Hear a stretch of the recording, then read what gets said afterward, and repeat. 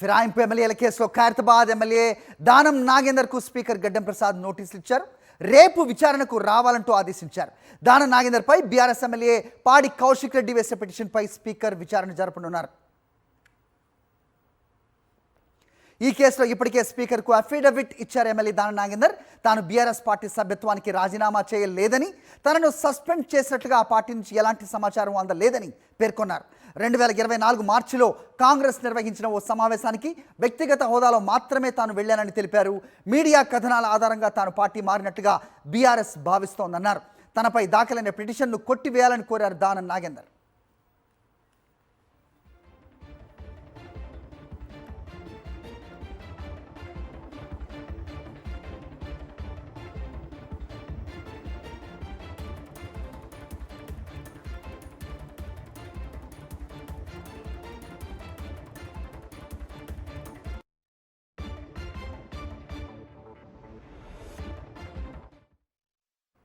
ఇలా ఉంటే లేటెస్ట్గా తనకు స్పీకర్ నోటీసులే ఇంకా అందలేదన్నారు ఎమ్మెల్యే దానం నాగేందర్.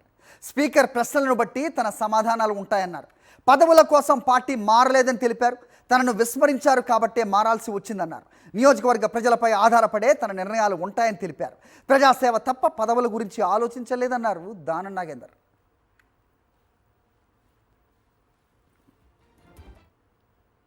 చూద్దాం, లీగల్గా ఇంకా ఉంది కదా, సమయం టైం ఉంది కాబట్టి లీగల్గా ఎంతవరకు అయితే అంతవరకు ఫైట్ అయితే చేస్తాం. మనము లీగల్ ఫైట్ చేసిన తర్వాత లీగల్గా మేము ఎట్లా జస్టిఫై చేసుకోవాలనేది చూస్తాము.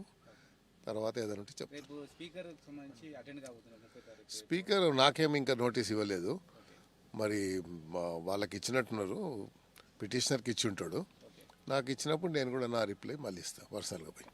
అదే చెప్పాను కదా, నేను ఇప్పుడు ఇచ్చిన దానికి నేను జస్టిఫై చేసుకోవడానికి మరి ఏమేమి ఉన్నాయి, లీగల్గా ఏమున్నాయి అన్నీ నేను దాని ప్రకారంగా 10th షెడ్యూల్లో అని మిగతా ఉన్నాయి ఏవేవి ఉన్నాయో అన్నీ మన ఉన్నటువంటి దీన్ని తీసిన తర్వాత నేను మళ్ళీ చెప్తాను.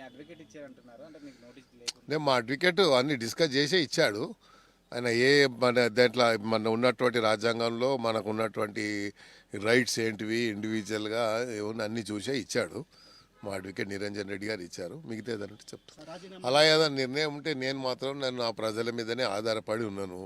ఇప్పుడు 6 సార్లు గెలిచానంటే నా ప్రజల బలంతోనే గెలిచాను, వాళ్ళ ఆశీర్వాదంతోనే గెలుచుకుంటూ వచ్చాను. ప్రజాసేవ చేయాలనే ఒక సంకల్పం, ప్రజాసేవలో ఉండాలనేది ఆలోచన తప్ప ఏదో మన పోస్టుల గురించో పదవీల గురించో నేను పోలేదు. అప్పుడు కూడా మమ్మల్ని విస్మరించారు కాబట్టి మేము అప్పుడు వదలాల్సి వచ్చే పరిస్థితి వచ్చింది. ఇప్పుడు కూడా ప్రజాసేవలో ఉంటాము. ప్రజలు అలాంటి పరిస్థితి వస్తే తప్పకుండా ప్రజలకు నా మీద విశ్వాసం నమ్మకం ఉంది. ఎప్పుడు ప్రజల సమస్యల మీదే పోరాటం కాబట్టి అలాగ నాకు ప్రజలు కూడా సహకరిస్తారనేది నా విశ్వాసం.